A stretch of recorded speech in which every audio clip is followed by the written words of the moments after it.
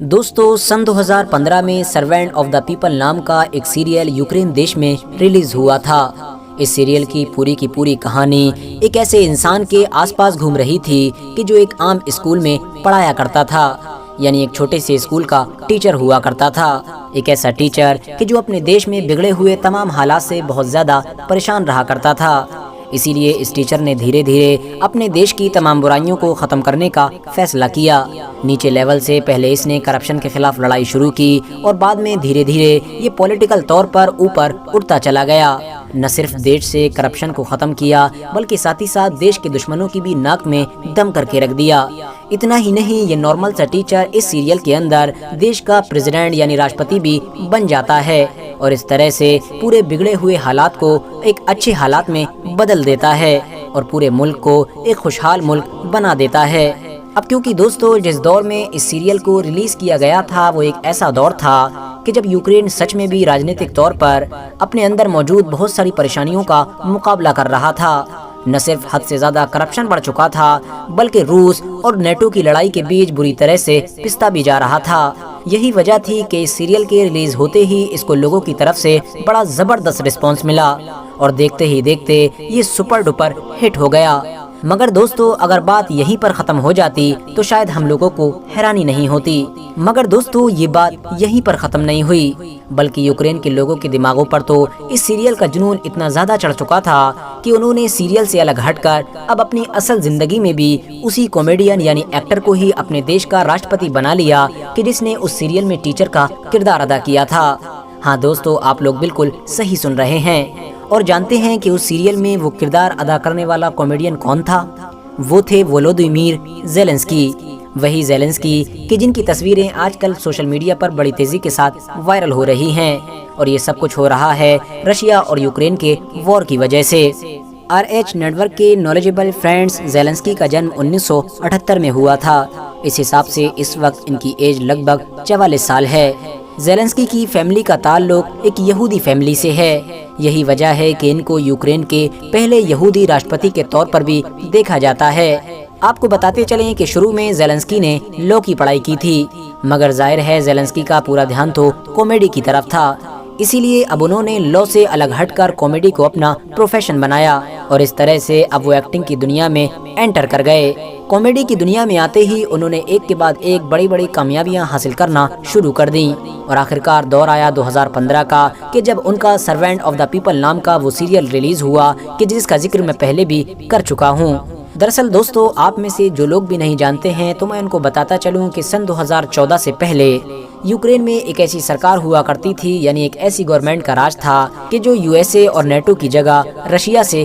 دوستانہ رکھا کرتی تھی، یعنی اس کا جھکاؤ پوری طرح سے رشیا کی طرف تھا۔ مگر دھیرے دھیرے 2013 سے یوکرین دیش میں اس گورنمنٹ کے خلاف پروٹیسٹ ہونا شروع ہو گئے اور پھر ایک وقت ایسا بھی آیا کہ جب حالات اتنے برے ہو گئے کہ اس گورنمنٹ کے مین لیڈر یعنی راشٹرپتی کو دیش چھوڑ کر بھاگنا پڑا، ورنہ ان کی جان بھی جا سکتی تھی۔ آپ کو بتاتے چلیں کہ رشیا ہمیشہ سے یہ دعویٰ کرتا آیا ہے کہ ان پروٹیسٹ کے پیچھے بھی امریکہ کا ہاتھ تھا۔ فی الحال دوستو وجہ جو بھی رہی ہو مگر 2014 سے ہی رشیا اور یوکرین کے رشتے خراب ہونا شروع ہو گئے کیونکہ اب یوکرین میں ایک ایسی گورنمنٹ بن چکی تھی کہ جس کا جھکاؤ پوری طرح سے رشیا کی بجائے امریکہ کی طرف تھا اور امریکہ کے ہی حساب سے یوکرین دیش چلنے لگا تھا۔ اسی وجہ سے رشیا نے غصے میں آ کر اسی دور میں ہی کرائمیا پر بھی حملہ کر دیا تھا اور کرائمیا کو اپنے اندر ملا لیا تھا، جس کی وجہ سے اب یوکرین بہت ساری اندرونی پریشانیوں کا سامنا بھی کرنے لگا تھا کیونکہ یوکرین کے لوگ ہی آپس ہی میں ڈیوائیڈ ہونا شروع ہو گئے تھے۔ اسی دور میں ہی زیلنسکی کا سرونٹ آف دا پیپل نام کا وہ شو نہ صرف ریلیز ہوا بلکہ اس نے زبردست کامیابی بھی حاصل کی۔ نتیجہ یہ ہوا کہ جب 2019 کے الیکشن کا ٹائم آیا تو اس سے پہلے ہی زیلنسکی نے سب کو چونکاتے ہوئے اور سیریل کی وجہ سے اپنی پاپولیرٹی کا فائدہ اٹھاتے ہوئے اپنے آپ کو پالیٹکس میں انٹر کر لیا۔ نہ صرف اپنے آپ کو راشٹرپتی پد کا دعوے دار بتایا بلکہ ایک اپنی پارٹی بھی لانچ کی اور اس پارٹی کا نام تھا سرونٹ آف دا پیپل۔ ہاں دوستو وہی نام کہ جو ان کے سیریل کا بھی ہوا کرتا تھا۔ धीरे धीरे पूरे यूक्रेन के अंदर सर्वेंट ऑफ द पीपल नाम के उस सीरियल की बहुत सारी छोटी छोटी क्लिप भी वायरल की गई, जिसमें ये दिखाने की कोशिश की जा रही थी कि किस तरह से एक नॉर्मल सा टीचर अपने देश की तरक्की के लिए, अपने देश को महफूज रखने के लिए ताकतवर लोगों से मुकाबला कर रहा है। इस तरह से अब धीरे धीरे ज़ेलेंस्की यूक्रेन के लोगों की हमदर्दी हासिल करने में कामयाब हो गए थे और 2019 में यूक्रेन के राष्ट्रपति भी बन गए थे। हालांकि दोस्तों, ज़ेलेंस्की ने राष्ट्रपति बनने के बाद रूस के राष्ट्रपति यानी पुतिन से अपने रिश्ते अच्छे करने की भी कोशिश की थी, जिसके नतीजे में पुतिन भी धीरे धीरे ज़ेलेंस्की की तरफ दोस्ती का हाथ बढ़ाने लगे थे। मगर फिर अचानक से जैसे ही यूक्रेन के नए राष्ट्रपति यानी ज़ेलेंस्की ने इस बात पर जोर देना शुरू किया कि वो बहुत जल्द ही न सिर्फ नेटो के बल्कि यूरोपियन यूनियन के भी मेंबर बन जाएंगे, तो फिर से यूक्रेन के रशिया से रिश्ते खराब होना शुरू हो गए। बार बार रशिया के राष्ट्रपति यानी पुतिन ने यूक्रेन को ये वार्निंग दी कि वो किसी भी सूरत में यूक्रेन के नेटो ज्वाइन करने को बर्दाश्त नहीं कर सकता है, क्योंकि इस तरह से तो रशिया खुद भी खतरे में आ जाएगा। मगर दूसरी तरफ ज़ेलेंस्की ने पुतिन की इन सभी वार्निंग्स को सीरियस लेने की बजाय और भी ज्यादा कड़ा रुख दिखाना शुरू कर दिया। अमेरिका और नेटो की मदद की उम्मीद पर अब ज़ेलेंस्की ने बड़ी तेजी के साथ रशिया से ज़बानी जंग भी शुरू कर दी। रशिया अगर एक बार वार्निंग देता तो ज़ेलेंस्की उसका 2 बार जवाब देते, और शायद वो ये सब कुछ इसलिए कर रहे थे क्योंकि उनको उम्मीद थी कि अमेरिका और नेटो उनका कभी भी साथ नहीं छोड़ेंगे। मगर दोस्तों, सन 2022 आते आते हालात इतने ज्यादा खराब हो गए कि अब रशिया के राष्ट्रपति यानी पुतिन ने यूक्रेन के ऊपर हमला कर दिया। मगर बदकिस्मती की बात ये थी कि जिन लोगों की मदद की उम्मीद पर अभी तक यूक्रेन के राष्ट्रपति रशिया से ज़बानी जंग कर रहे थे, उनमें से कोई भी यूक्रेन की मदद के लिए नहीं आया। इस तरह से अब यूक्रेन के राष्ट्रपति अकेले पड़ गए।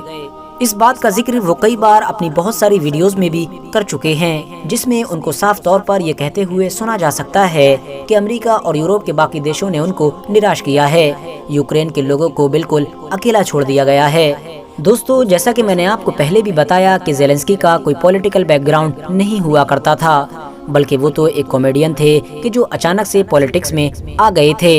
यही वजह है कि कुछ लोग उनके ऊपर ये इल्ज़ाम भी लगाते हैं कि ज़ेलेंस्की को पॉलिटिक्स का बिल्कुल भी तजर्बा नहीं है, क्योंकि अगर ज़ेलेंस्की को ज़र्रा बराबर भी पॉलिटिक्स का तजर्बा होता तो आज यूक्रेन के ऐसे हालात नहीं होते कि जो हम लोग देख रहे हैं। फिलहाल दोस्तों, आप लोग इस वीडियो के बारे में क्या राय रखते हैं कमेंट्स बॉक्स में ज़रूर बताएं। वीडियो पसंद आने पर न सिर्फ वीडियो को लाइक करें बल्कि अपने फ्रेंड्स के साथ भी ज़रूर शेयर करें, और इसी तरह की नॉलेजेबल और हिस्टोरिकल वीडियोस हमेशा देखने के लिए हमारे इस चैनल को सब्सक्राइब करके साथ ही में बेल आइकन को भी प्रेस कर दें।